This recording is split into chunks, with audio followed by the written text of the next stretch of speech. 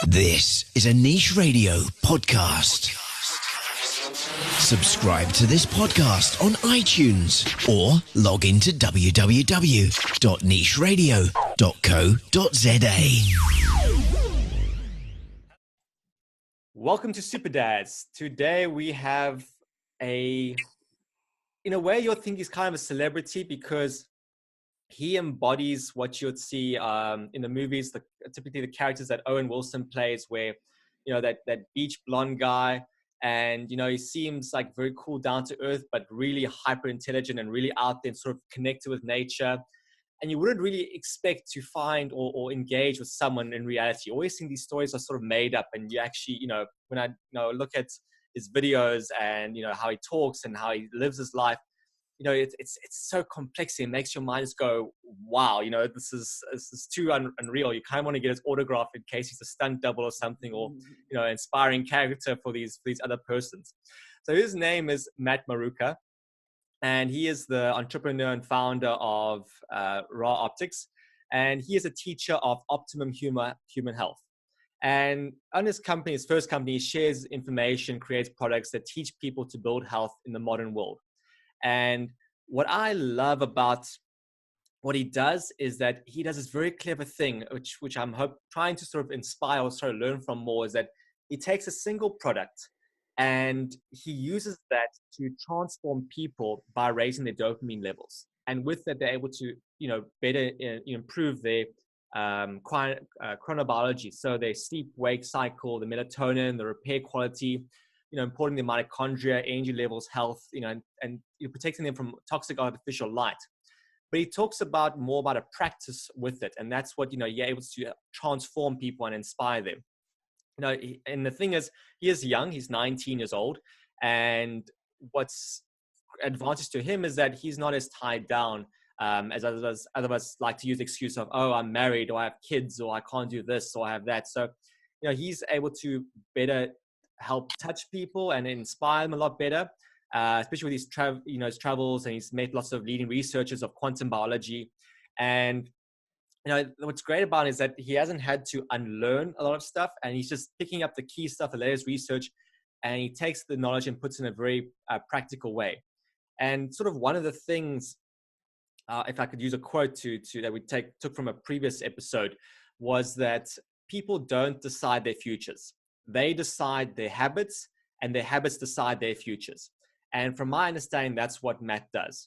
So Matt, welcome to having you on the show. Thank you. Thank you so much. I appreciate the kind introduction. Well, you know, it's very accurate, I would think. But yeah, I don't know you for years, but from what I've heard, you know, your background story, sort of, you didn't have, you were sort of what one would call like a beach traveler or something, and you kind of were blessed to break into a resort where you met Jack and his wife, and that got you on quite a catalytic journey of where you are now. He helped you along, and I don't know how much of that's true or different, but yeah, not quite. It's a bit more sour from the beginning. I basically was I was conceived in a petri dish a long time ago in vitro fertilization, and I was born cesarean section. So first of all, my embryo was exposed to blue light before being part inside of my mother, and then I was born through the stomach, you know, so I wasn't receiving all the natural vaginal flora that's like very important to have a good, healthy gut flora. And so I always had a lot of issues, like almost autoimmune issues growing up, basically like really bad reactions to wheat primarily, and, just gut issues when I would eat food in general. And then by the time I was, let's see, what else did I have? Actually, I had really bad allergies. So I would react to things like pollen and so on. I'm going to crack a window because I'm hearing an echo. Just a moment. I'm doing a podcast myself, and to have the audio be pretty decent is very important in my opinion. So basically, when I was this age, like 6-7 years old, I was already dealing with allergies, some headaches, not so much yet, and gut issues, right? I went to middle school, which is when you're around, 10 years old to 13 years old in the United States. And I started having headaches all the time. And, I never would have guessed it had anything to do with lighting, all the Wi-Fi in the classrooms, the computers we were using. No, I had literally no idea. But I was miserable for sure. And by the time I became a freshman in high school, I was 14 years old, becoming an adult more. I was just absolutely miserable. I went to a new school in the city in Philadelphia, where I'm from, in the United States, like a Catholic school that my dad wanted me to try. And I was just miserable. I came home days sometimes crying because I had a headache that, like I wouldn't say I was a wimp, but I just had this pain all the time. And every time I would eat, I would have constant gas and bloating. So essentially, I started getting acne, which is actually what triggered me to try to find a solution, because all the other stuff I assumed, oh, it's genetic, it must be genetic, right? But what I ended up realizing was that it wasn't genetic. And the way I realized this was my mom had told me at one point, and I don't believe this is true, but I thought it was true. She had told me that eating greasy food can cause acne because the grease clogs our skin pores. And greasy food isn't good for you, and it could lead to acne, but that isn't exactly what happened. But I just took that for what it was, thought that I had a damaged gut and that all this grease was somehow penetrating through my food, from my food directly to my skin somehow. So I started researching how to heal a damaged gut. I learned about the paleo diet. And I did this diet, and in 1 week, I actually got so much better because I was a vegetarian eating only refined grains, refined oils, sugar. And then I cut all of these things out. And in 1 week, I was eating like vegetables and a little bit of chicken, which I was okay with eating at that point, just coming back from being a vegetarian. And immediately I got better. And I just realized from reading, the blogs of these paleo gurus like Mark Sisson, Rob Wolf, Chris Kresser, and so on, Dave Asprey even a little bit, Ben Greenfield a little bit, that this was an epigenetic issue. It was my environment that was responsible for my issues more than anything, right? So I was convinced that it was the diet, the food. Okay, so what happened was that I got much better, but then I started getting worse. I didn't have the headaches. I actually didn't have the gut issues, and I didn't have the allergies. So I was thinking to myself, like, oh my gosh, everyone needs to know this. This is so important. All these people with headaches and allergies need to know this, right?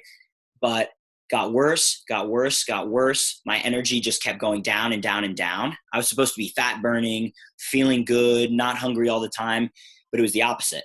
And the paleo people didn't have an explanation except, you must not be strict enough. There must be a food that's still triggering your issues. So then I went to the autoimmune protocol of the paleo diet. Are you familiar with that? Yeah. But so I was share with our listeners so they can, also, they're not familiar with all the paleo stuff. I had already, for the paleo diet, I already cut out all the foods that are deemed that our ancestors wouldn't have eaten. So grains, refined sugar, refined vegetable oils like soybean oil, sunflower oil, canola oil, rapeseed oil, all these things. They're highly inflammatory, all these foods. And then dairy, like any factory farm dairy. I still ate some grass-fed dairy, but I cut that out. And then legumes, all beans and things like these. They think the paleo diet thinks that these foods are really bad because we didn't eat them before the last 10,000 years before agriculture. And even like Dr. Jack Kruse, who we were talking about, in his epi-paleo prescription, he doesn't favor those foods either because they're factually not the most nutritionally dense foods. But it doesn't mean you can't eat some normal grains and legumes and not be healthy, though. But anyway. It all depends on your latitude. Yeah, pretty much, more or less. Yeah, largely. I mean, not all just on latitude, but a lot of latitude. Like Wim Hof, I was just meeting with the other day, and it's not necessarily the best, and he lives at the very high north, but he's in the cold all the time, so he can get away with more. But basically, I started the autoimmune protocol. So in addition to all this stuff I was cutting out, I started cutting out all nightshade vegetables, which means tomatoes, eggplant, anything. They have these proteins that can trigger the immune system. So their theory is you need to cut out everything. I cut out all chocolate, all coffee, all nuts and seeds, all dairy completely. Literally all I could eat basically was well-cooked meat and fish and some vegetables that weren't on this list. That was it, literally, and maybe some fruits. And this was it. And I was miserable. I was like 14 years old still at this point, doing all these things. And I was desperate, and I ended up with an eating disorder because I would eat one thing I wasn't supposed to have. And their theory, which is very, very off base and very not good from what I've learned, is that you take one little piece of one of these foods and it'll start a cascade effect that triggers the immune system to go wild. And then all of a sudden all the work you've been doing is toast. So I would basically think, oh, I broke it. I have to start all over again. And so I might as well just eat anything I want at this point because I've already ruined it. Right. So I would do that and eat. And in the end, like several pints of ice cream in one sitting and just be miserable, even like suicidal at points, just like, so like, I hate life. This is terrible. I'm never going to fix this, even though I thought I was going to. But I didn't give up hope. I knew that I was going to push through no matter what. And then I learned about Dr. Cruz in the end of when I had just turned 15, which was about 4 years ago, because I'm turning 19 in 2 days on Sundays. So basically, this was like amazing. I started doing Jack's protocols. And then at the same time, because I was really depressed going into my second year of high school now, after that summer of eating disorder and mania, basically, I signed up for foreign exchange programs to go abroad. So I actually was lucky enough to get accepted. And I remember like when I got the notification in my email that I had been like semifinalist, I was almost like, I was just so excited. My best friend was like, dude, you're in, you're going to make it. Like, that's amazing. Because maybe 1,000 or more kids applied and I made it to the 100 that was left. And then I got to go to Washington, D.C. to be interviewed. And I knew if I got to go there, I would totally get in. And I told them my story, these two like ladies who were interviewing me, and told them what I had been going through and told them that like I was ready to go experience something new and be a good representative for the country or whatever they wanted. And I just walked out of that room crying because I knew it was going to be the biggest change ever for me.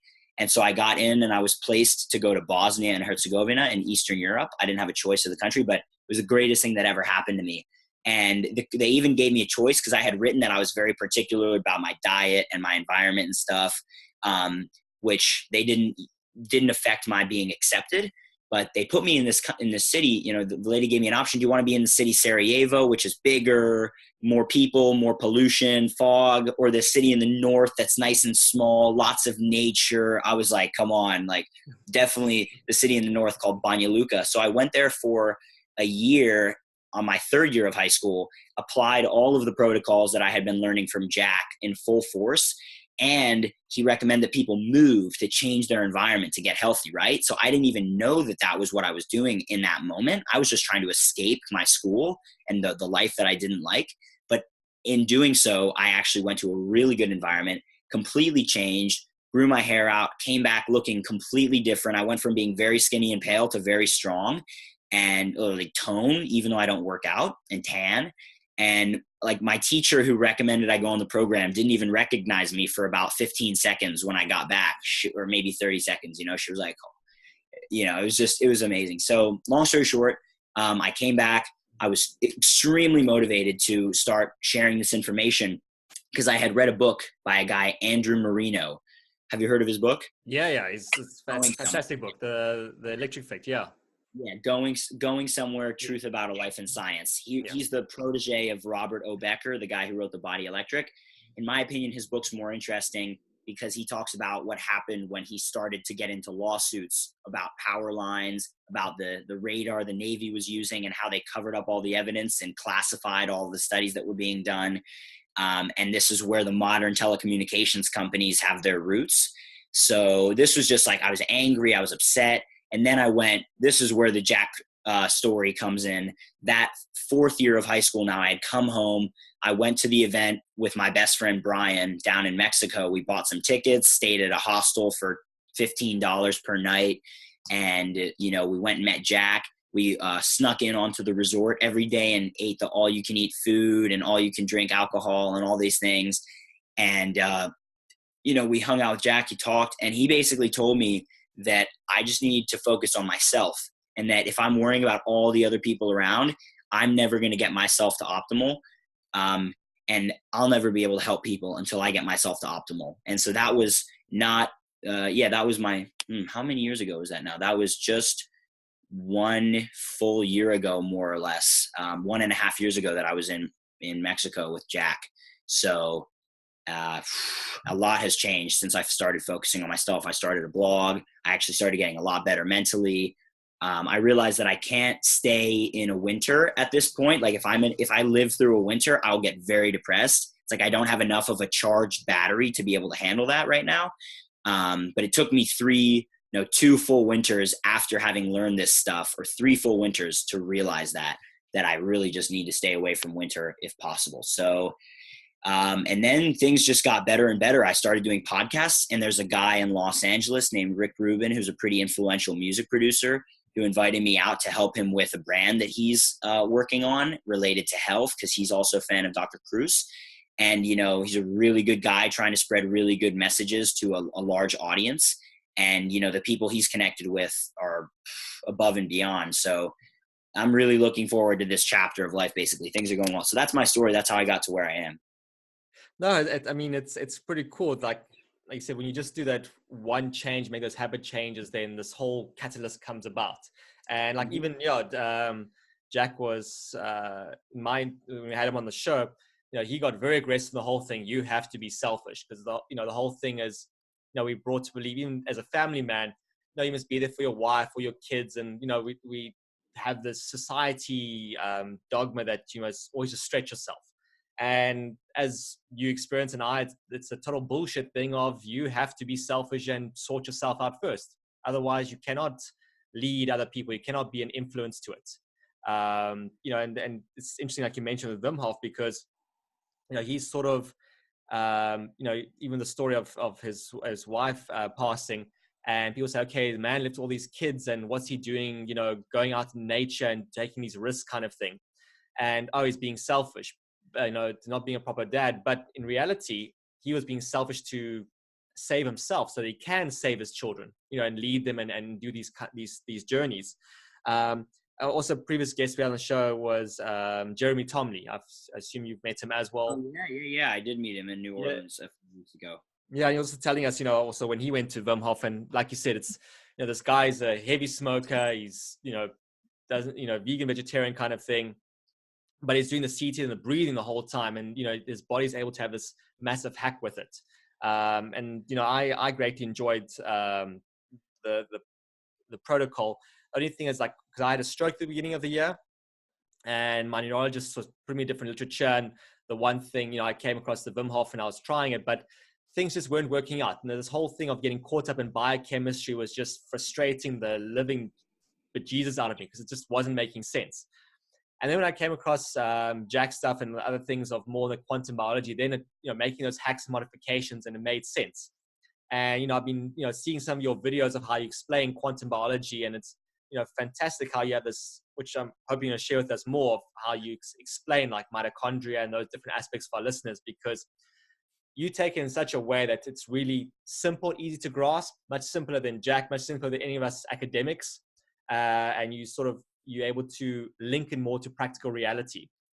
And oddly enough, even with the CT method, being the cold, like we had our winter now, and I felt I was doing better in the cold because I was like, more cold exposure. And that was great for me. Versus sort of having more of the sun now, it's a bit trickier, but that's because of my intolerance to the EMF, and my body is working through that process of, when you have the UV, you're going to sort of feel fatigue because your hormones are fluctuating. So therefore, I did the hacks in my environment where I installed I have the red lights and the UVA lights in the nighttime, and I use that to control my calcium efflux, and to get my extra melatonin production of the combination, and feel a lot calmer and stronger through that process. So that makes a big impact. But I understand with you, you're wanting to avoid the winters, and because particularly also you love being in the ocean. I love it. It's such a great, being in the cold water in the ocean is the best thing. There's like sort of this warm viscosity to it, and you can just be in there for ages, versus being in a swimming pool or the bathtub with ice. I mean, I can be in a bathtub with ice for 40 minutes and not shiver, and it's fine, but it's just very boring and not very cramped. But being in the ocean, having that infrared light is the best. And like, you share some of your videos of you're talking about a movement, and how just you swimming is your form of movement and strength and development. Yeah.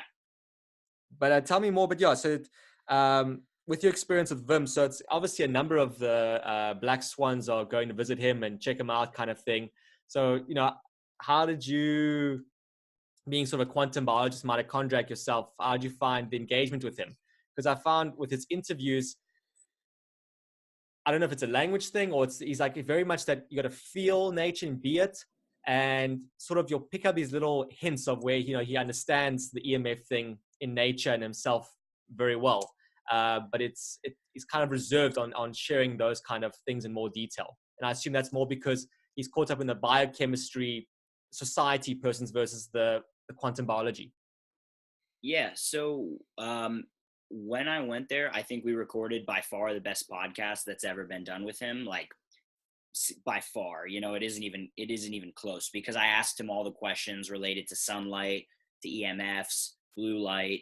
And then I was with a really good friend of mine who's been teaching me a bit about spirituality, about just not just like the spirituality concept that's just all vague, that, you know, most people hear that, they're like, oh, they get closed off right away. No, just a sense of spirituality, meaning a connection to the universe. That is, you know, anyone who's it would be ignorant for anyone to say that we're not connected to the universe. Like if you zoom out from Earth and you look at Earth, you wouldn't say like there's Earth and then there's all these people on Earth. You know, we're just part of the Earth. We're part of the planet. Just as much as a tree or dirt is part of Earth, we are too, I would say. And so spirituality really, I would say, is more just realizing that there's a connection between us and that without the oxygen constantly coming into our lungs and reacting that with the hydrogen that we're burning from our fat or our food, which just comes from the environment too, we wouldn't have any ATP. We wouldn't be alive.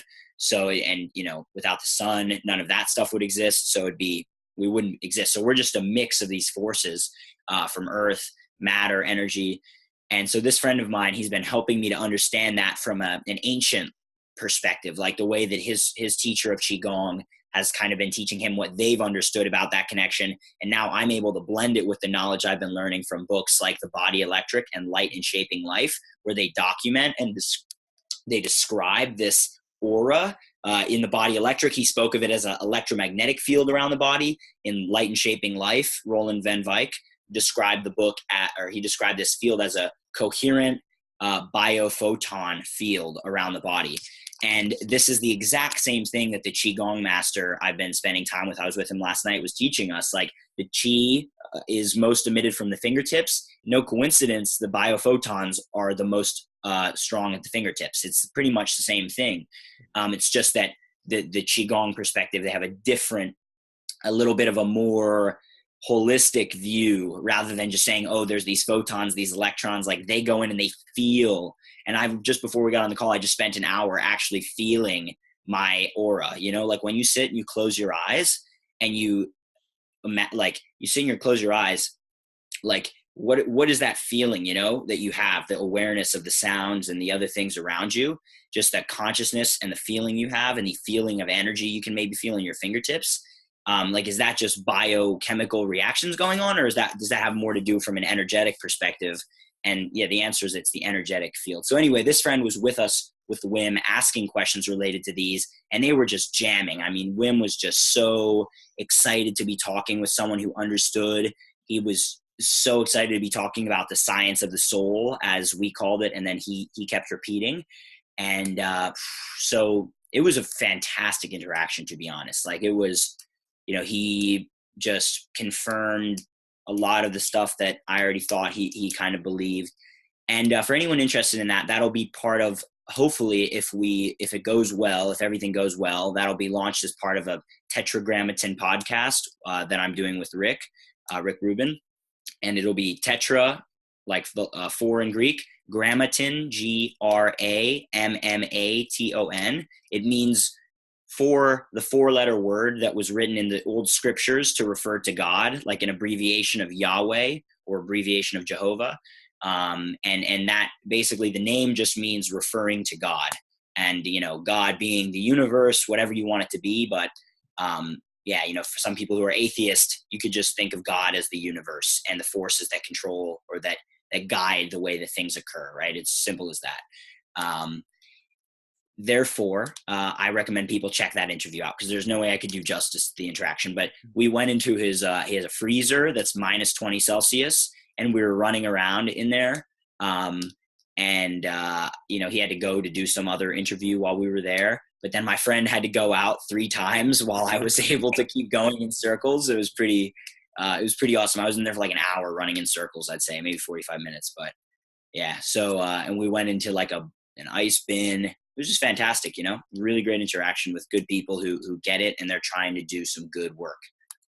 Yeah, so I'll definitely get the link from you in the future, and then we can put in the show notes so our listeners can and check out that interview. Yeah. Is that a Patreon purchase, or is that It'll probably be free. It'll be on a website, part of a brand that that Rick wants to kind of put together, I think, and we'll just see how things go. But ideally, and if it's not released under that umbrella, I'll release the interviews under my own umbrella. But either way, they'll go out and they'll be publicized, and you can share them with your followers once they've come out.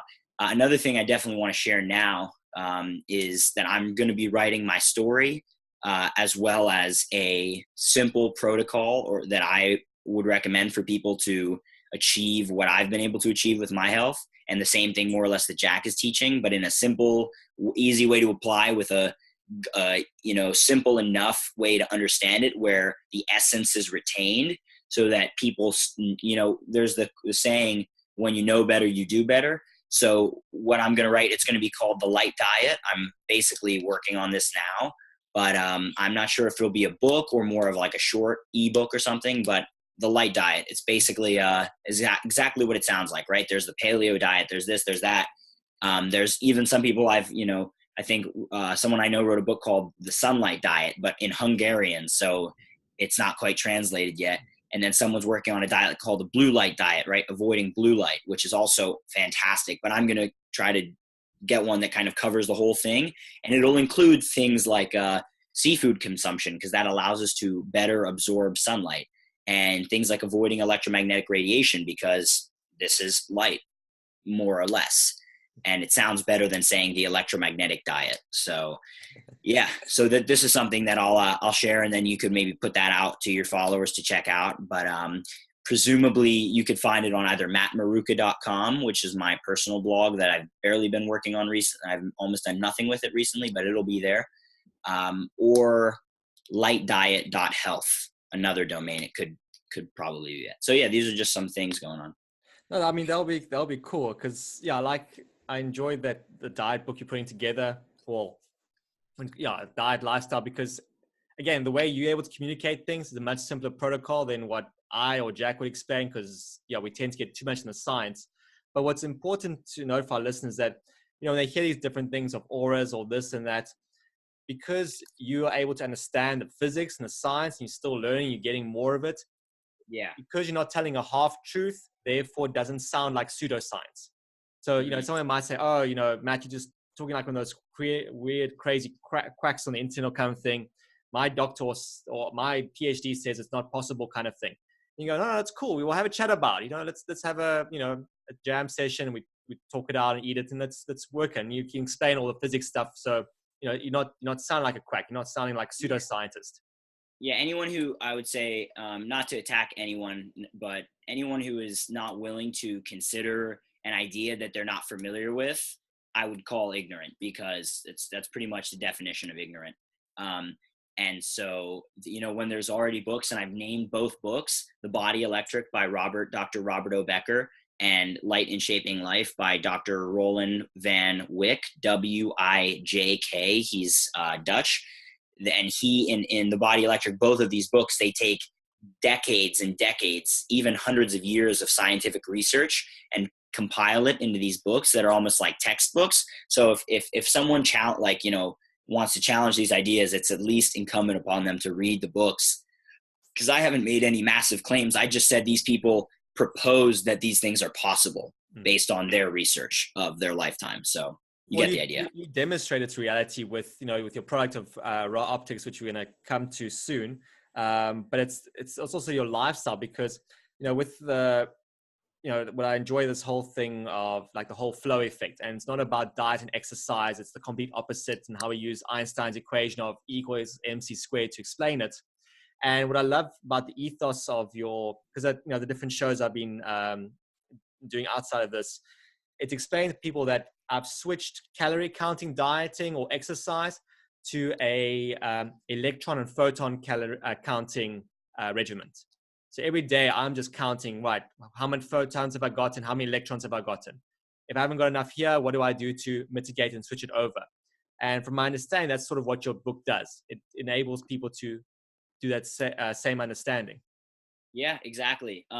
So I can actually go through it because it's not, I was going to write a whole book and I still will at some point, but because I'm running a company, I don't have enough time, hours in the day to do as good of a job as I'd like and to have it done soon. So I decided I'd write something that's like a decent start, like a PDF or an ebook. And that'll be what the light diet is. But essentially, I could go through it if you want, because it's not like it's some proprietary thing. It's just all the concepts explained simply. So no, please do, because I mean, like I said, the theme quote for this show is that we're going to have people that love to do lip service, but we understand that, if they don't people don't decide their futures, they decide their habits. So, listening to this, getting inspiration from you, by choosing to change their habits, they're going to decide how their habits are going to decide their future. So, definitely go ahead, share your valuable insight. I wouldn't just call it wisdom, because insight is that application of it, because you've lived it, you've gone through extreme crash down. And like I said, with this, the simple vehicle of your product, you're helping people walk this path through your insight. So yeah, share with us your recommended protocol.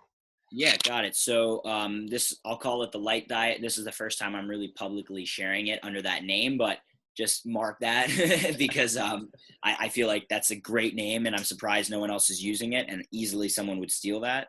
So, but it doesn't matter, because if they share it well, then that's really all that matters. But so basically, the way the light diet works, the first and most important piece is sunlight, right? And so what this breaks down into is starting the day with sunrise, essentially. If you're not able to wake up for sunrise, it probably means you're staying up too late or your sleep quality isn't too good. One exception is if you live in Norway or north of, France, or south of, there's really actually, what's the latitude where you are in South Africa? Oh, we're similar to where Jack. So we can range from, early 20s down to like 32, 33. Really? Where by Norway, you're all the way up in the 50s. I'm in 62 actually right now. Wow. Yeah, it goes all the way up to 70. I was at 77 just a few weeks ago, actually, visiting my host family in the Arctic Circle, believe it or not. The host family I lived with in Bosnia, they moved to northern Norway because they're making 6 times as much money. So, and they'll be able to retire, after 10 years more or less or something like this. But so they're up there but they see the northern lights every single night in the winter. It's pretty cool. It's just like normal. They said it gets boring.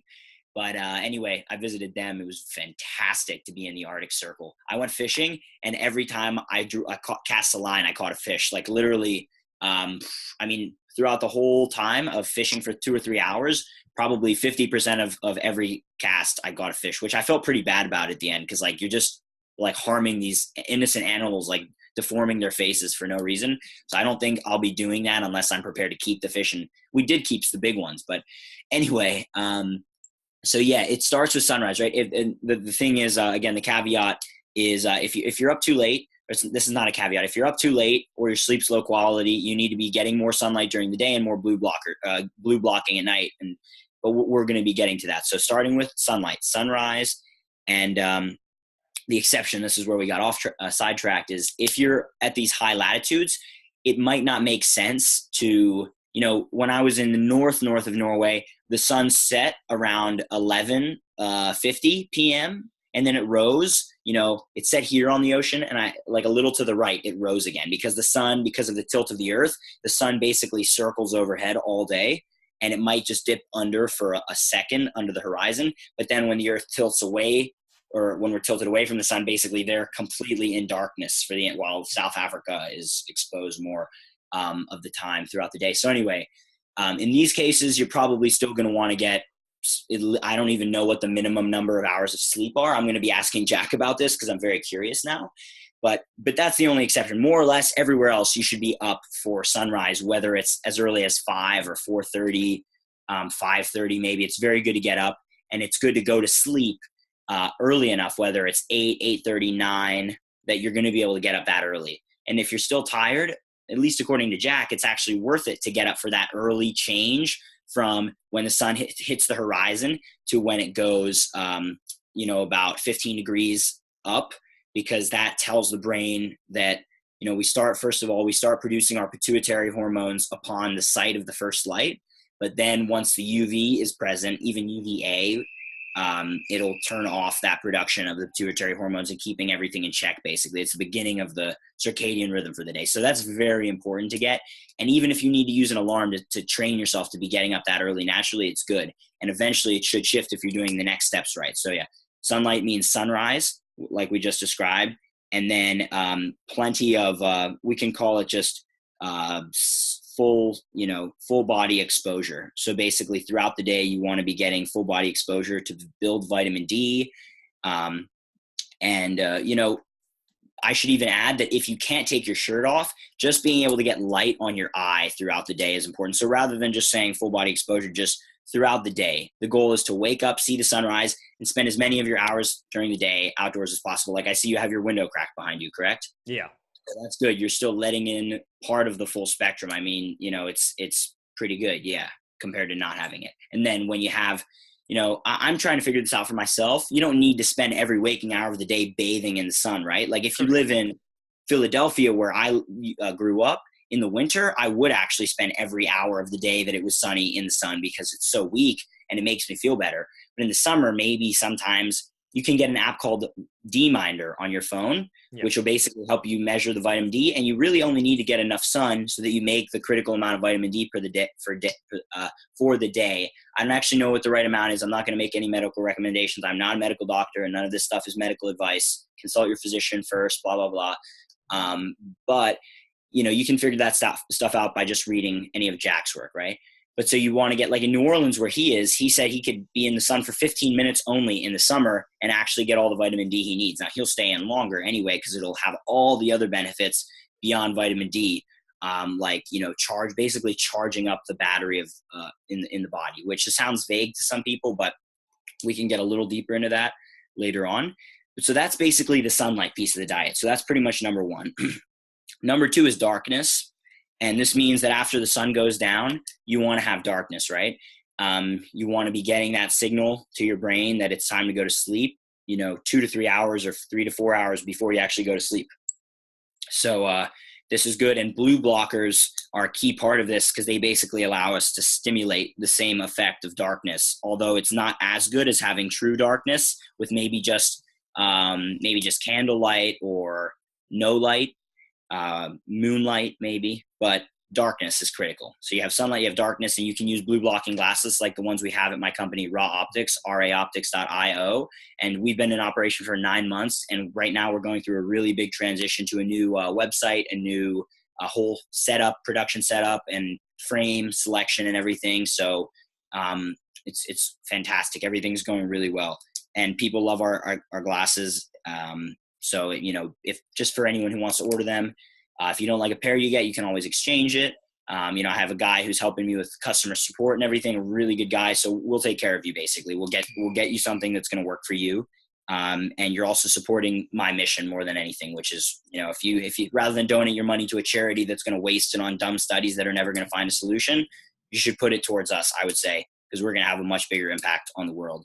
But anyway, so that's it. Then the next thing is sleep, and sleep really should be at the top of the list. But the only reason it's not at the moment is because it flows well, because in order to have optimal sleep, you need to have sunlight during the day to go through your eye, no sunglasses, no glasses. That's also part of the sunlight piece of the diet. No sunglasses, no glasses, no contacts when you're getting the sun exposure on your eye. Otherwise, it really doesn't count. If you need to wear glasses, don't ever wear contacts. Wear glasses so that the light can at least come around the sides, and then tilt them down onto your nose so you can get the direct exposure. And with UVA and UVB, we're able to build up the critical molecules. Basically, there's a picture that I'll send you that you can attach to the show that in the show notes that Jack has, Dr. Cruz has shared very much. But basically, it shows how the amino acids tyrosine, tryptophan, and one more I'm forgetting the name of. Tyrosine is converted into dopamine through some precursor molecules, and so is tryptophan converted into serotonin and melatonin. the key thing about these molecules is that they have these rings that absorb UV light. And basically what this means is that when they're absorbing UV light into this ring called a benzene ring, that provides the molecular energy basically to catalyze their reaction to go from where they start as this amino acid to where they end as one of these molecules that has these effects in our body, right?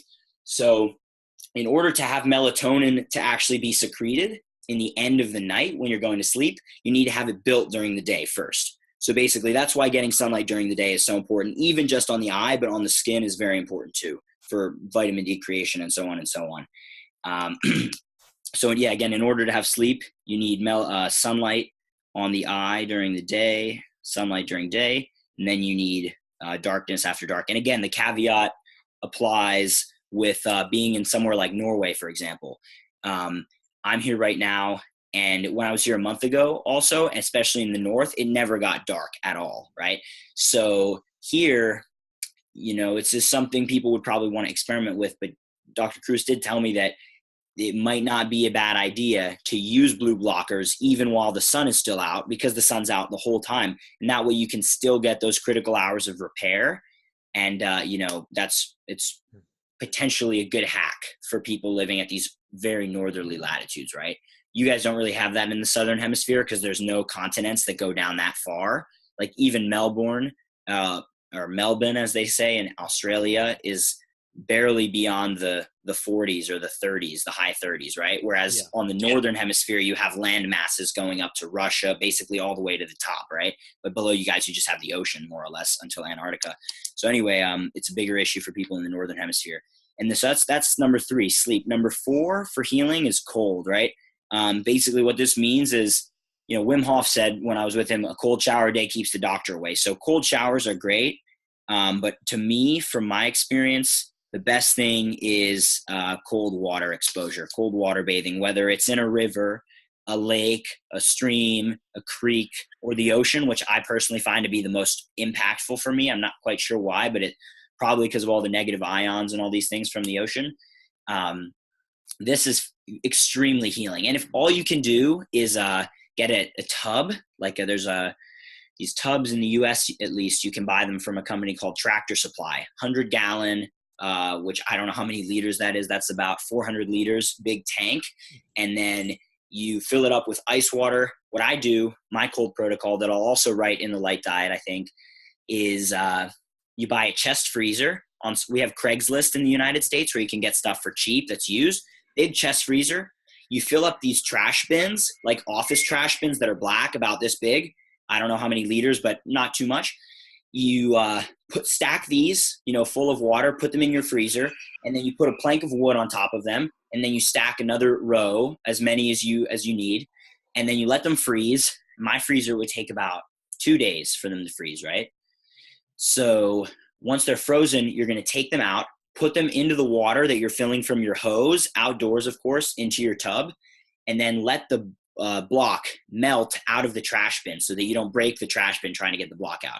So it'll slide out. You need a sledgehammer, and then you use the sledgehammer on the flat bottom side to break the chunks, and then basically you refill the bin, put it back in the freezer on the bottom level or whatever, and then it'll be ready again.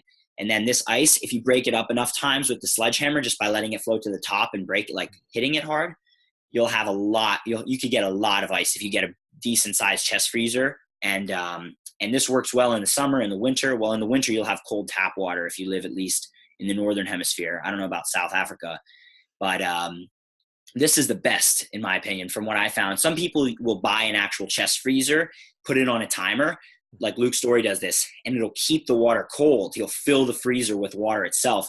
But I don't prefer that method. It seems a little too complicated to me. And I like to be able to have a plank of wood across the tub, which if you have the opening door from the chest freezer, you can't really do that. And then I sit in the tub, either resting on my shoulders, my butt, my knees, whatever. So I'm kind of moving my body, stretching out different places. And I'll sit there in the sun. That's my office, believe it or not, is actually an ice bathtub where my torso is in the sun and my legs have the cool water cooling it. So basically the blood's cooling so it can absorb more sunlight, then being cool again. It's fantastic. So this is probably the best way, ocean or cold tub, great way to get cold exposure, right? You can even just start going for hikes, start going for walks and all these things more without so much clothing in the winter, and you'll build up a resistance. But keep in mind, one piece of the resistance is just actually training for it. Another piece of the resistance is your redox potential in your cells, like how well our mitochondria can make energy, right? And this will be improved by, more than anything, by the sunlight and the good sleep. So you'll, for example, people who have cold hands and feet, one of my good friends who's a really good writer named Bart Wolbers, who's doing a blog called Nature Builds Health, where he has the longest and most well-researched and he has the most kind of scientific references of any blogger pretty much in this space right now. So I highly recommend checking him out, Nature Builds Health. He was telling me that there's studies that show that cold hands, cold feet, that's a sign of hypothyroidism, which makes sense because anyone who has low redox, not enough sun, most likely they're going to have some form of hypothyroidism, whether they're a guy or a girl. It's possible. It's more common in women. I'm not exactly sure why, but this is stuff that I'll be learning in the next few years. But I've got what I've got so far and the stuff that's applicable, right? So this is how you deal with the cold, right? And that's great. The next step, which is also very important, like these are all pretty much equally important, more or less, but is good water. So let's see. Water is such a huge component of our body. It makes up so many of our molecules, and that's one thing. It's more important to have good water than it is to have good food, for sure, in my opinion. Water makes up the battery that we use to hold sunlight. And if you have fluoride in your water, other chemicals in your water, they won't be able to hold the energy of sunlight as well. And you can go on YouTube actually to a video called The Biophysics of Fluoride by Dr. Jack Kruse again. And he talks about why this is just so bad. It was released just a few weeks ago, actually. Yeah. Now, another issue with with water is that there's this thing called deuterium that Dr. Kruse has been talking about lately. Did he mention much about that on your show or not? No, he didn't go into it much. He was focusing more on Jeff Leach and the Hasda and those aspects. So we didn't get to go much to deuterium. Great. Well, how about this? I'm going to grab a cup of water, so I'll be much sharper, and I'll be back. Speaking of deuterium water, I'll be back in just a sec. Sure. Speaking of water, deuterium. Deuterium this is probably the best way to explain it, and I think I can do a pretty good job of it after having studied some of the work of the guys like Dr. Boros who are researching this. In essence, deuterium is an isotope of hydrogen, right? So for anyone who has taken chemistry before, you know that you have molecules or atoms in the universe that make up pretty much everything.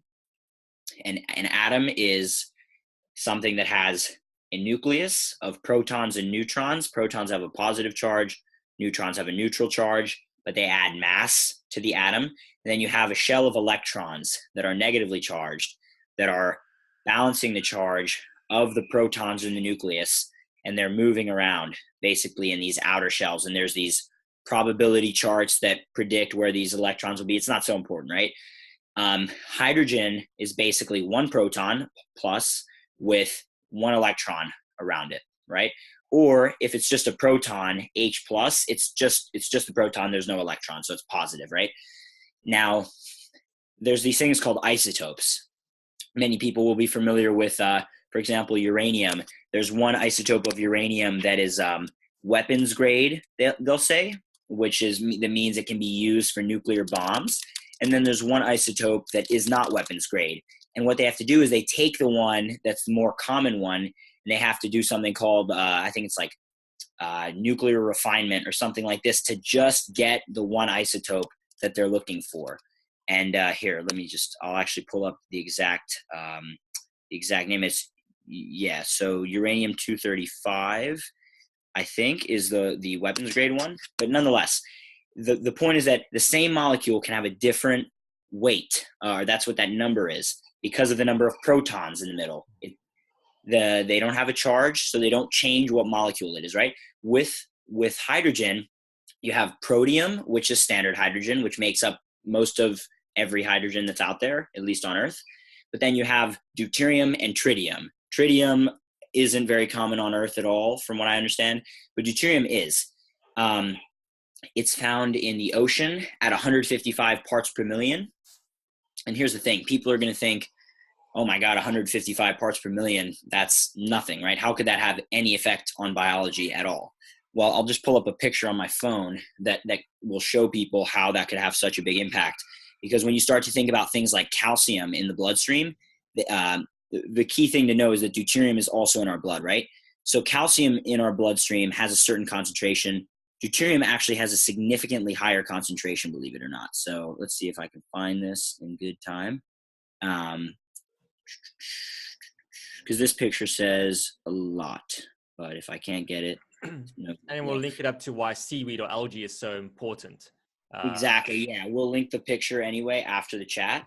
But basically, the thing to note is that in our bloodstream, just like in the ocean, it's a small percentage. It's like 150 parts per million of deuterium, right? Mm-hmm. But the key thing to know is that it is significantly more than calcium and these other molecules. So for anyone who, you can go and say, oh, well, there's only such a small amount of calcium, it's probably doesn't even matter, right? But that's just not true. So this is just a way to really realize this is why it's important for me to spend the time on this.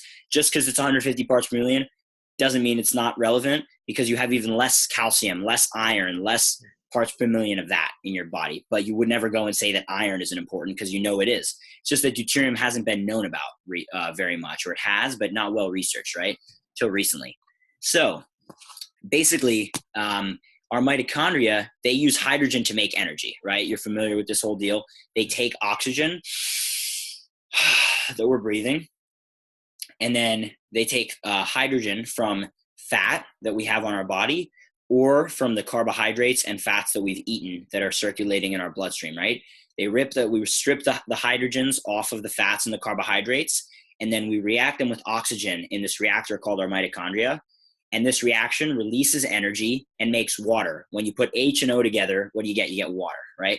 And it releases energy. So the thing is, we can do this very well with hydrogen, regular protium. But with deuterium, it causes the ATPases, the rotors that make the nanomotors and mitochondria that make energy, allow us to make ATP. It causes them to spin more slowly. And according to Dr. Boros, one of the world's leading deuterium researchers from University of California, Los Angeles, they actually break these nanomotors in our mitochondria. So all these people talking about mitochondria, there's this thing that's present in our water and all this stuff that actually damages the function of our mitochondria, right? It's not a problem because we're designed to work with it, right? We're designed to have a certain amount of deuterium in our water. But the key thing is, and again, this is something people can dig deeper through Kruse's work to understand. But basically, the interaction of sunlight and the way it affects our body is one of the ways we naturally deplete deuterium. So when you're, for example, in a tropical area, the water that people drink has a much higher percentage of deuterium because it's heavier. And with all the sunlight, the first hydrogen, like water has H2O, right? It's H2O, but a lot of water has deuterium as the H. So it'd be D2O. Again, it's a small percentage, but it's significant enough that it has an impact in our body, right? Especially when it's in the wrong places and in the wrong concentration. So in the tropics, there's more deuterium because the light water with regular hydrogen evaporates more quickly. Does that make sense? Yeah. So then in the Arctic, in the poles, like Norway, where I'm right now, there's much less deuterium as a concentration, like as a ratio, because there's not as much sunlight to evaporate the lighter water and the lighter hydrogen first. So the thing is, people in the tropics who have a higher deuterium water, they have so much sunlight that they're able to get, to deplete it no problem naturally, right? But now everyone's living an artificial lifestyle, or an artificial light indoor lifestyle, so no one's being able to get rid of this deuterium. And simply enough, again, you'd want to go to Jack Kruse's Patreon and read these blogs, because he's the one who's really putting these pieces together. But basically, when we live a blue light lifestyle, the deuterium, which is designed to be kept in our cell membranes, in the mitochondria, in the cell membranes, in our body, in the fats that make up our cell membranes, more or less, it's okay there, and it's okay. It's supposed to be in our bloodstream. And this was the subject of the Vermont talk in 2018 this year. But when it gets into the mitochondria, and when it gets into the citric acid cycle that occurs on the mitochondrial membrane, it clogs up these cycles, and that's not good. basically, if you think about a car engine and you pour in syrup, basically, that's what's going to happen, right? So that's what deuterium does. And the same thing happens in these cycles that are supposed to spin very quickly. Basically, molecules bind and then they unbind, and they bind and they unbind. And it's like a cycle that people have probably seen in biochemistry charts, right? When deuterium binds, it takes 7 times as much energy to unbind it. So it ends up slowing down and clogging up these cycles so that we can't do the things we need to do. And over time, this leads to lots of dysfunction in cells, right? And the main way that deuterium is released from the places it's not supposed to be is apparently artificial blue light, because it affects our cell membranes negatively, destroys our natural circadian mechanisms for handling these things, right? So that's pretty much the story of deuterium, right? And there's these people who are creating deuterium depleted water, which is like unnaturally low, but they're literally, this is Dr. Boros's research. Highly recommend people check this guy out as well as Dr. Cruz, Dr. Laszlo Boros. He has YouTube videos that are very good, that are very understandable, although his accent is very thick. But essentially, they've been able to cure cancer like consistently, to reduce tumor size and eliminate tumors just by changing this water. And that's it, because it lowers the amount of deuterium going in. So it has this effect. Now, it's very, very expensive water. Rather than like $1 per liter or $2 per liter like is standard at a store, this water is about $18 to $20 per liter, and it'll be getting only more and more expensive in the foreseeable future. It's cheaper than chemotherapy, and it works better according to these researchers, right, and these studies. But it's expensive. So essentially, and it's not like a magic pill. If you still live in a crap blue light, no sunlight environment with tons of EMF and really bad water otherwise, and you drink this deuterium depleted water, it might not help. It could have an improvement. It's possible. But then the key thing is they combine this deuterium depleted water with ketogenic diet. And the reason why is because just like the hydrogen in water has deuterium in a certain ratio, by the way, in drinking water, it's around between 145 and 155. Seawater is 155. Ideally, we'd be drinking water around 145. They take this deuterium, this water, and lower it all the way to 25 parts per million, which is like unnaturally low. And you wouldn't want to give it, for example, to a baby or a child, apparently, because we need deuterium. Someone like me, still growing, actually needs deuterium. So it probably would not be a smart idea for me to take too much of this water, or especially a young child.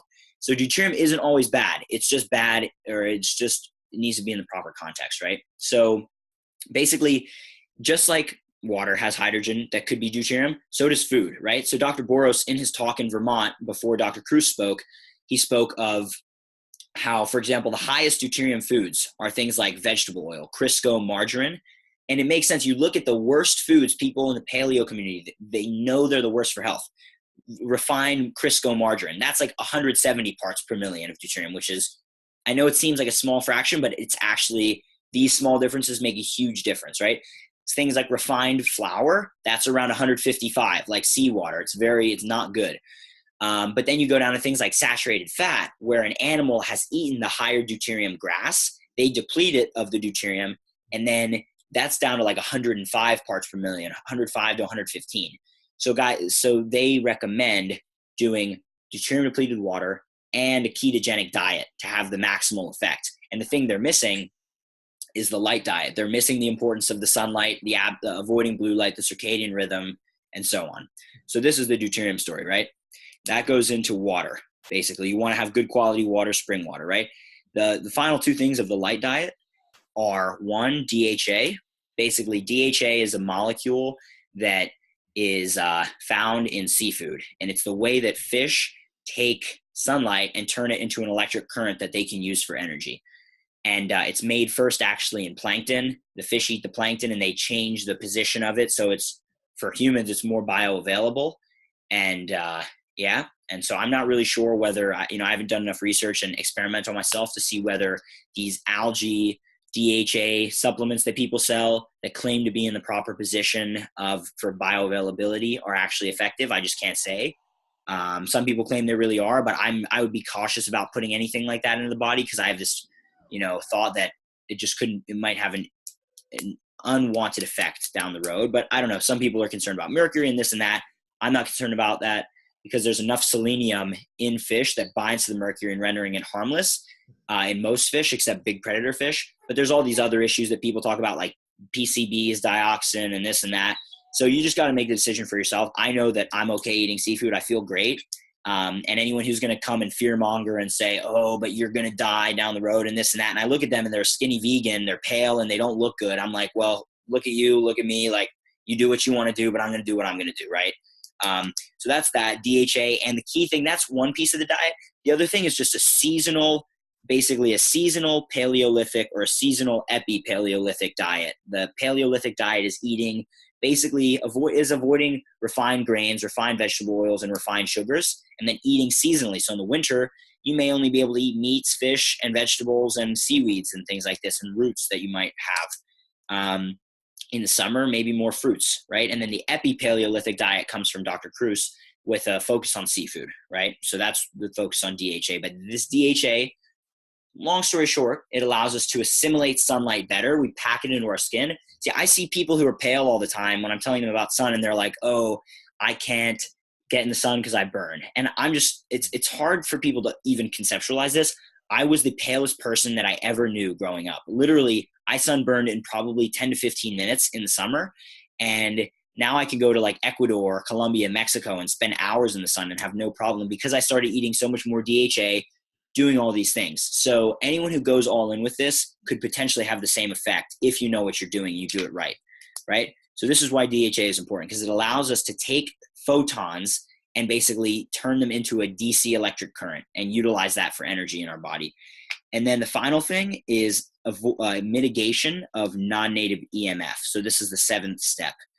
Basically, you probably talked about that with Jack a bit. I don't need to go too deep, but basically sleep with your Wi-Fi off, turn your power breaker off to your whole house if you can. Don't live in a big city surrounded by cell towers. Avoid having a smart meter on your house if possible. Stay away from people who are using their cell phones all the time and big populated areas.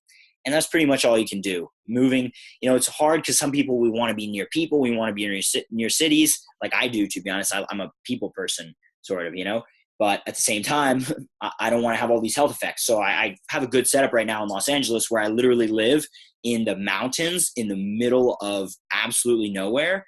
But it's only a 20-minute drive down to Malibu and then 30, 45 minutes down to Los Angeles, like Santa Monica. So pretty good. The EMF's very low there. So yeah, that's the whole light diet. And if you apply these things and you decide to learn more, you will go above and beyond. And I offer consulting also. People can email me, matt@mattmaruca.com, if they're interested for some coaching sessions to learn more. But yeah, so what do you think of all that? No, I love it. And it's we'll add into stuff. Like you said, there's certain things we're unsure about, and I'll help fill in those gaps for you. But it's an excellent protocol. And I really hope that our listeners actually re-listen to this podcast over and over, because the protocol you've done is a best standard practice kind of thing. And what I found is that it's not just calling for consults. Actually, you'll probably find people engaging with you physically, like coming to your talks or experiencing these being in the ocean with you. Because I found the physics stuff is because people are already in a low dopamine state. It's hardest for them to grasp certain things.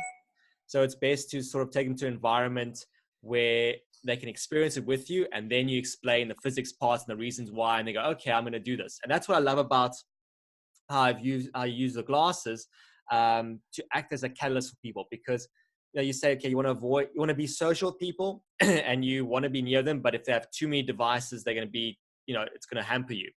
And what's great with what you do with the glasses is that enables, and that's where I found my research of my thesis.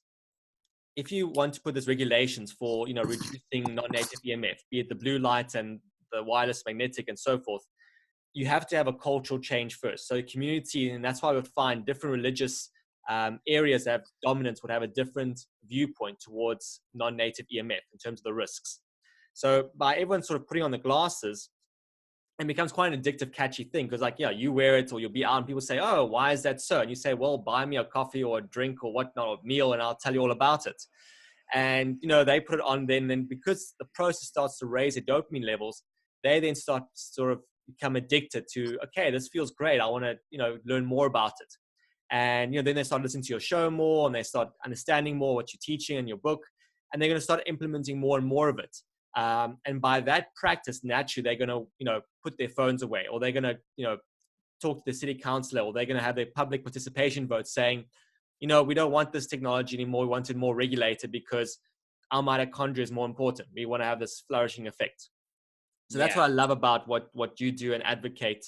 And coming like earlier where you're saying, you don't know how you do it in a dark environment, in terms of, it's dark most of the time of the year in these northern Scandinavian areas. But some of the stuff you tipped on is, one, they have traditionally a very high seafood fat type of diet. So, when we understand with the cold protocol, the cold therapy protocol, is that when the body is going that state, the body produces its own UV light and infrared light within the cells in the quantum level. So it's producing that needed light. And, you putting on the glasses at certain times of the day, like you said, Jack's recommended, it's a good idea, particularly the red ones, is that, having the different lights we have, it's going to actually change the nanometer spectrum to what our eyes see, and it's going to trigger that repair process. So that's where it's helpful to sort of release those growth hormones. That's going to help one fall asleep and regenerate and keep moving the whole time.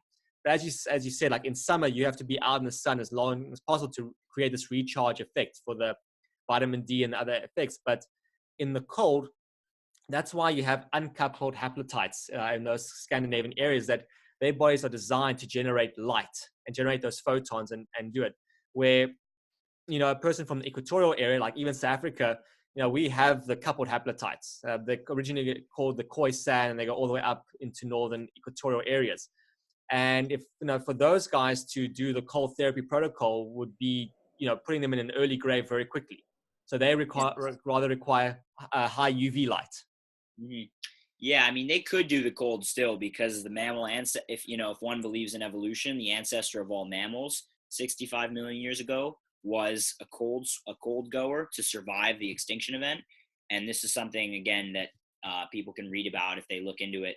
The asteroid that killed the dinosaurs, mammals were still around, but there was one mammal ancestor that then afterwards the dinosaurs were killed, spread to cover the whole earth. Now mammals are the main sort of animal clade or kingdom, I should say, or whatever, around the earth, besides birds, and then obviously sea life.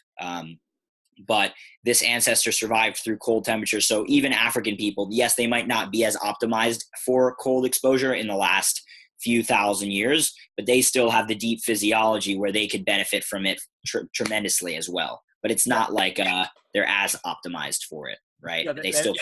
Yeah, they wouldn't go into ice water. They can go just to, more lukewarm cold water. They could still. It's very possible, I'd say. I think within one's lifetime, you can turn back on these adaptations, because we still have the same pathways. They're just not quite as optimized for it.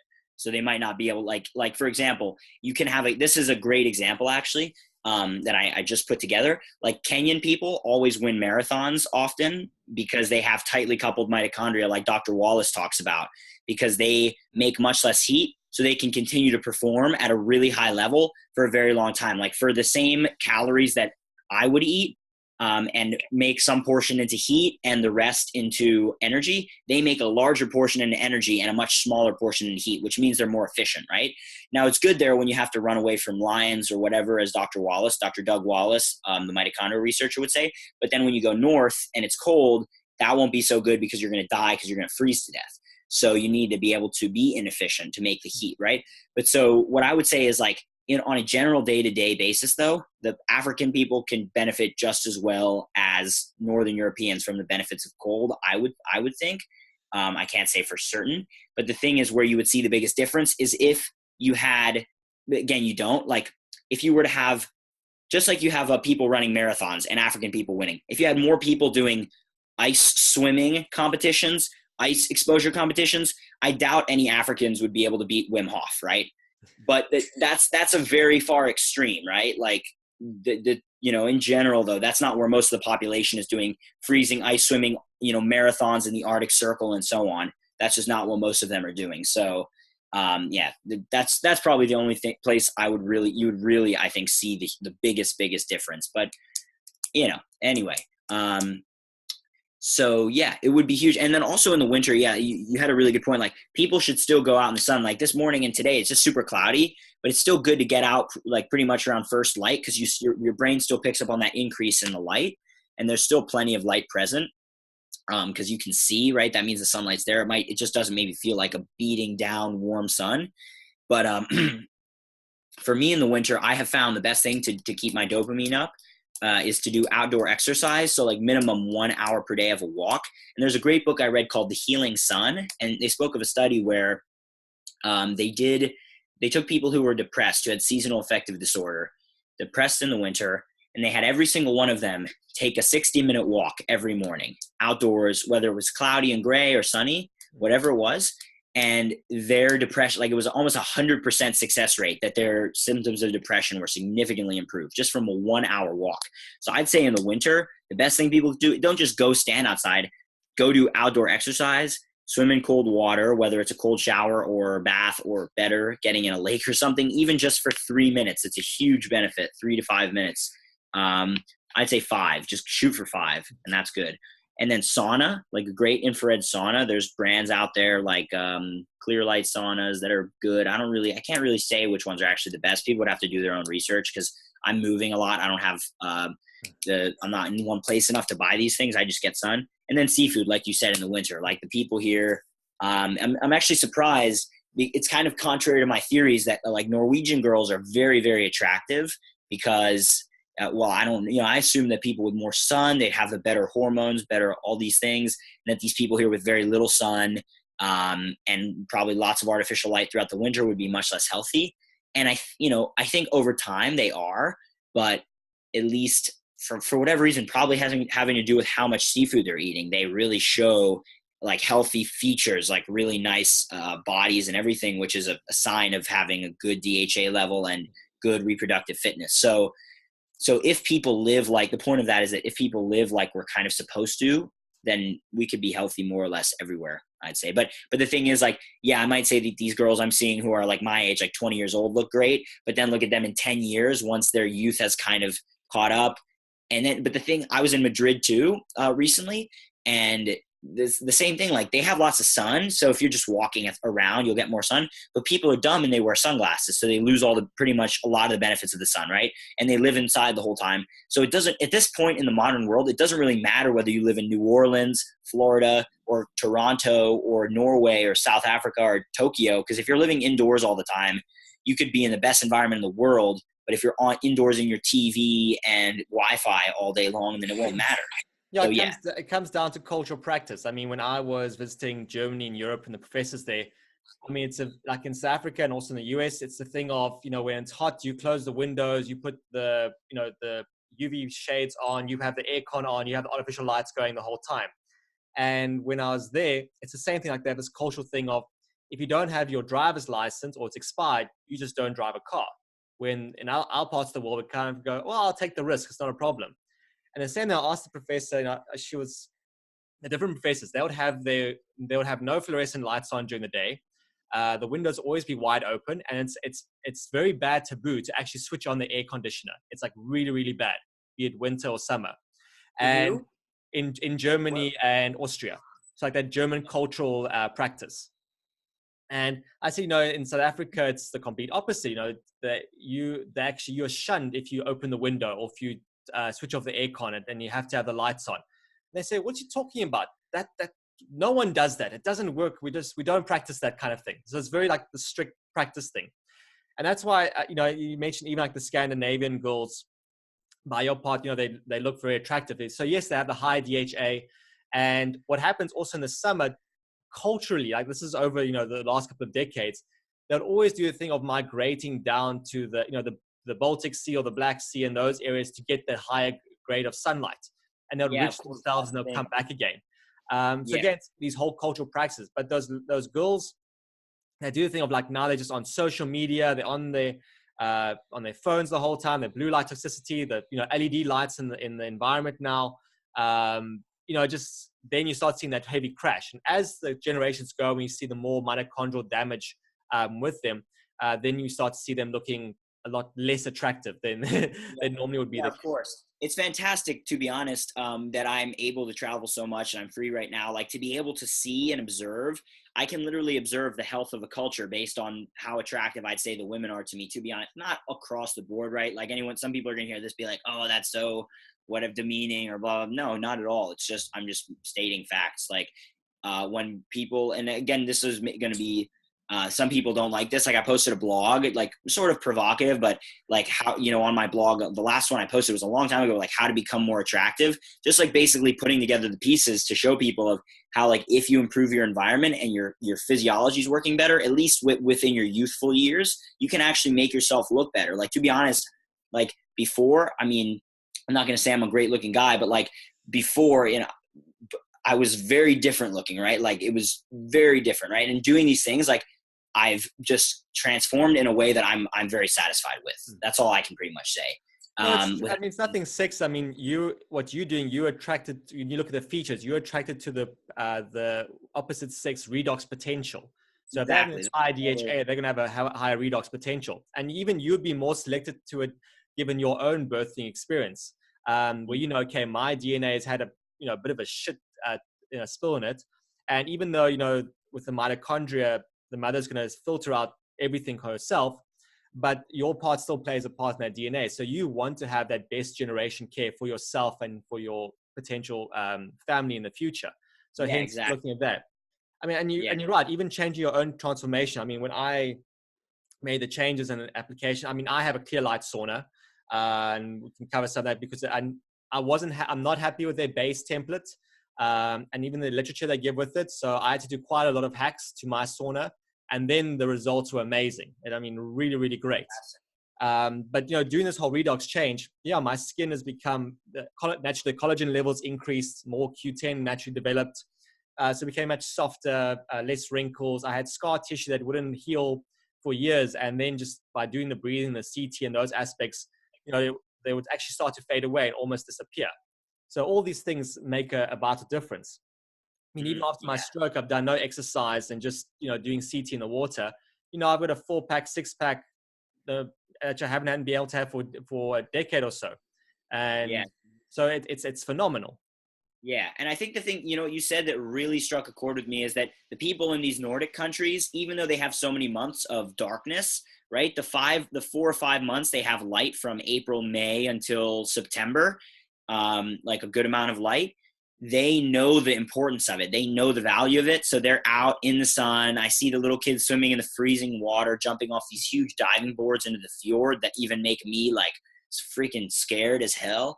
And like, there's this diving board that's probably like 4 meters or 5, I don't even know. It's so high up and these little kids are jumping off of it. I'm like, whoa, I don't know meters. So it might be more than that, but it's pretty high. Anyway though, yeah. It was the most, let's say, intimidating thing or funny thing maybe was when I was swimming. I was visiting the same town where I have a good friend and his Qigong teacher who I'm learning from.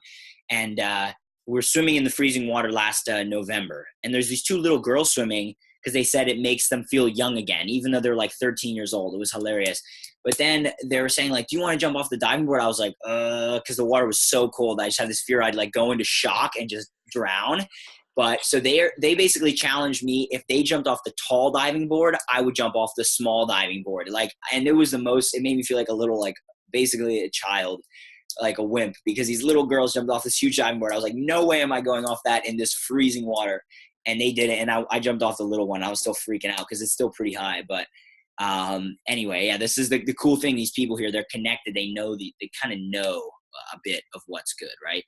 So yeah, that's good stuff. Really, really good stuff. Well, I mean, I don't know what your morning is. I guess, I've got another interview coming up in 30 minutes or so. But I don't know if you have any questions or stuff you want me to elaborate further or, talk more about sort of the glasses and that. I mean, that's some of the safety factors. We've gotten pretty deep. I would add one thing to the light diet that I'm probably very likely going to add, which is what I've been learning, this Qigong stuff. I'm not sure if I'll call it that. Or I'll call it maybe introspection, I should say, like going in and feeling yourself. I might call it introspection. I don't know, because I don't want to really use any terms that'll like turn people off, but basically just going in And this is what I've been learning from this Qigong teacher. Like when we go in and you just close your eyes and you focus on, he has a very interesting method of focusing on this part of our auric field up here, because he says that this is where the most energy is contained within our auric field. And just like everything electromagnetically in the universe is connected, our aura, just like our heart's magnetic field, is connected to everything else out there. You know, it's at this point, I wouldn't even say it's a matter of debate, but everything's up for debate, of course, naturally. We don't want to close anything off. But the studies show that we have these biophotonic fields, and that these fields naturally, electromagnetic fields interact at infinite distances. So it only literally could be possible that this field that we have would interact at infinite distances. Whether or not we have the sensitive abilities to pick these up, sort of like telepathy, is something that isn't necessarily proven yet, although there are many provocative studies that show that it probably is possible, that we could actually be attuned to the field of other animals or to other people to sense their senses or thoughts.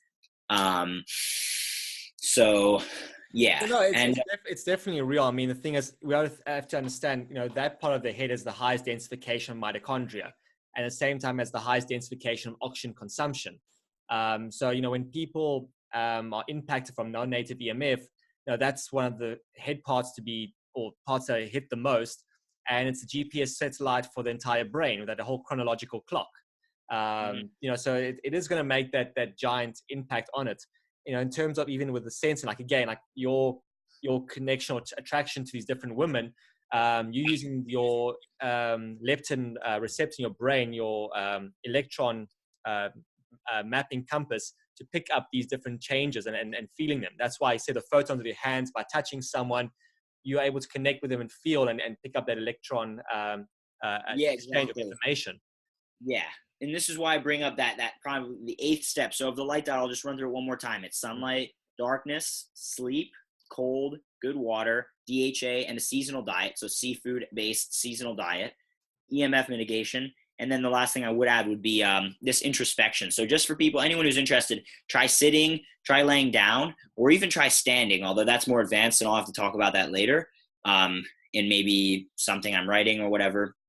But try just sitting for 30 minutes and just focusing on the energy up here, or try breathing in, like focusing on the bottom of your belly. So I'll shine down here, like focusing on the belly here while breathing in, and then focusing on your fingertips when breathing out. And you'd be pretty amazed when you start feeling the chi, as they'll call it, but it's really just, you know, biophotons or whatever you want to call it. You'll feel that actually as you breathe, right? You can feel the same thing if you focus up above your head long enough, and you can actually feel like a warm feeling rushing through your body. I was just feeling it before we were getting on the call while I was meditating. And this has a very similar effect from what I'm learning to what getting in the cold water does, like getting in the freezing cold ocean. Because Wim Hof, he was saying how he gets in the freezing ocean, it strengthens his heart, it strengthens his intuition and connection above, or whatever you want to call it, right? Yeah. Ability to get information, to pick up things from the external environment, which might be this telepathic sense we're talking about from our auric field and our ability to get these senses, right? And that's Wim Hof in the cold, right? Yeah. But this Qigong teacher claims, and I can see from his intuition and the way he's able to predict things and tell me things about myself and just really understand things very well, that doing this sort of meditation, introspection, and focusing on our chi, on the energy either up here or in our fingertips and breath, can be very powerful. And like almost like a step beyond transcendental meditation and mindfulness, that is kind of the thing that's capturing the masses. Because these are just focused on our thoughts, more or less. But the next step is actually focusing on this very real biophotonic energy and chi, harnessing it. And once someone does this enough, like I had done this just basically 3 days after learning more about it. And after like a 145-minute sort of meditation, I had like 30 minutes and I started feeling so good. I turned off my timer for 30 minutes. I was like, I'm going to keep doing this. And then I was so clear that all these, like this decision of you know, someone I was thinking of having it to be a business partner or this or that, everything just became so clear. Like, whoa, I regained my sense of confidence that I had been lacking. Right. So very, very powerful. And I highly recommend that as an addition to this, people make the main focus of the light diet to prioritize themselves, like being selfish, putting yourself first, And basically that is pretty much, I would add that as number 9, being selfish, putting yourself first, because until you are your best self, you can't help anyone else. Or maybe a way that people are familiar hearing it is, be the change you wish to see in the world. If you're down here, you can't bring people any higher than you are, I would say. So you need to get to the highest point where you can be and then bring people up to your level. And with that, the only other things I could share are about raw optics. We offer several different frame styles. We offer a nighttime lens, nocturnal red, for blocking all blue light and green light frequencies that disrupt melatonin for after sunset. We offer a daytime lens, which blocks just up to 450 nanometers, where the peak blue light spikes that disrupt our eyesight and our hormone levels during the day are, cutting these out during the day. So ideally, everyone would have 2 pairs, right? If you can't afford 2 pairs, it's better to buy a pair for nighttime so you get the stronger melatonin effect. And you can use that pair during the day, but you might find that you're a little drowsy, for example, if you're not able to get out and get a good amount of sun, which you should be able to. But yeah, so this is great. Rawoptics.io, soon to be rawoptics.com, with our new site and everything in the next few weeks or months. And that's what I'm doing. You can find me on mattmaruca.com. I'll be working on this light diet book, or whatever it will be in the end, to share.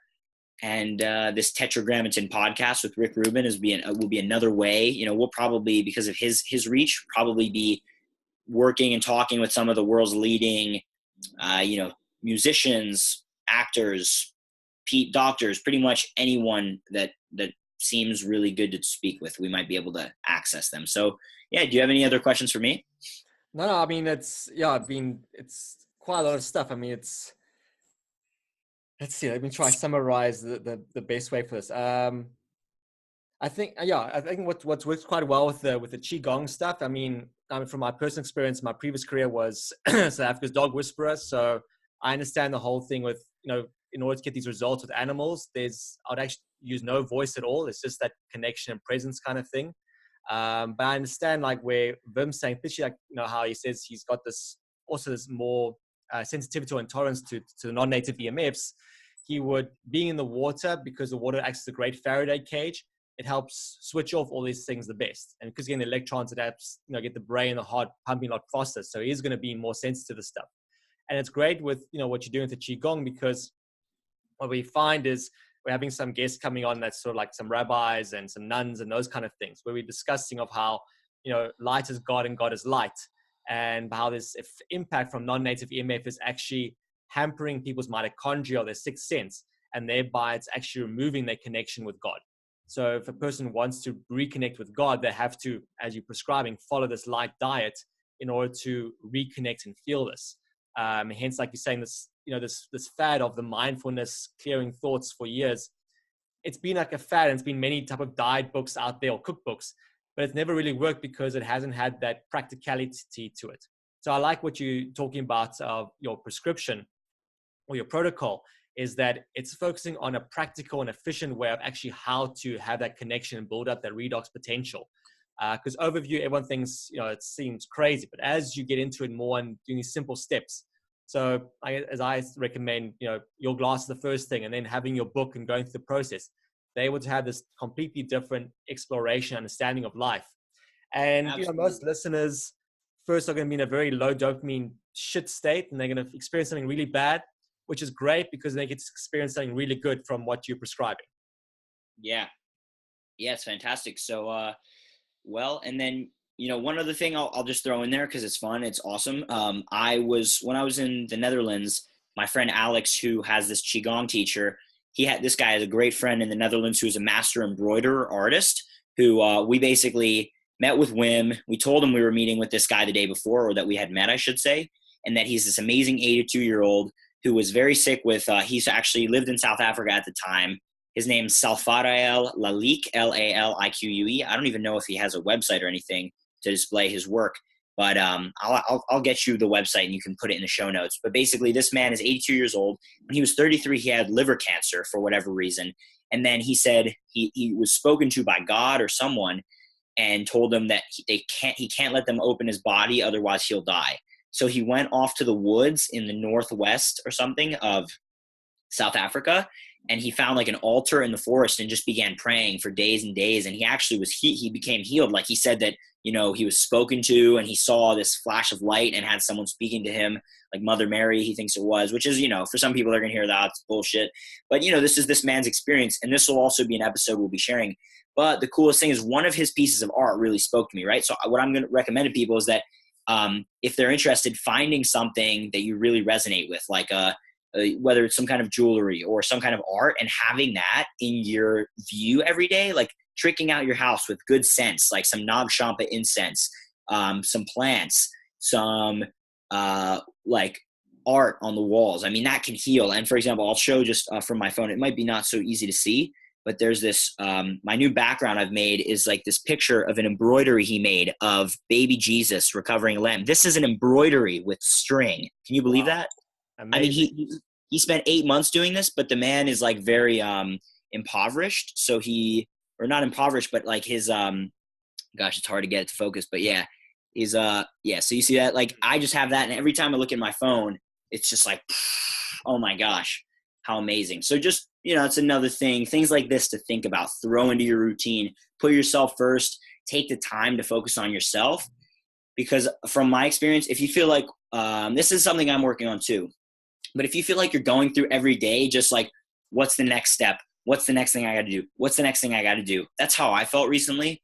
I think the more we can all take the time to step back, relax, enjoy, and have that, like, maybe ask ourselves the question, like, am I excited about what I'm doing? Like, do I feel happy about what I'm doing? And if not, if the answer is no, like, sit down, go in and just relax and feel that energy flowing, and see if, or go in freezing cold water. It has a very similar effect, and see if that doesn't change the approach and the way you're approaching life, because everything will be better when you go into life that way. I believe even if someone does all the steps of this light diet, they might not be happy unless they take the time to go inside and really feel who they are, feel that awareness that remains there. And maybe you do it when you're in the cold. Maybe you do it when you're in the sun. Maybe you do it when you're barefoot. Maybe you do it when you're playing guitar. I don't know. I play guitar and it's very healing for me. So this is just things that I think could help people a lot. So yeah, that's everything on my end. No, thanks. And yeah, we got to wrap up because I got my next interview coming in. Yeah, but thanks so much for being on here. And yeah, we're definitely I'm going to get a lot of show note links from you. I'm going to have quite a dense show notes here, and it's going to be quite helpful. Absolutely. Well, thank you for having me on the show. I really appreciate it. And I look forward to maybe meeting if I come to South Africa someday. Well, I hope to also come to your parts of the world in the near future. So I'll back trip to your area. Sounds good. All right. Take it easy. Cheers. For more, visit www.nicheradio.co.za.